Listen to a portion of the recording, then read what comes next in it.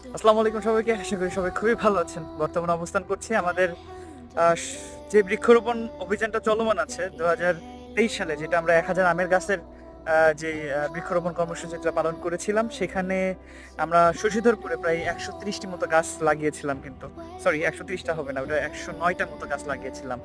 সেই জায়গা থেকে আমি এখন গাছগুলো ভিজিটে এসেছিলাম।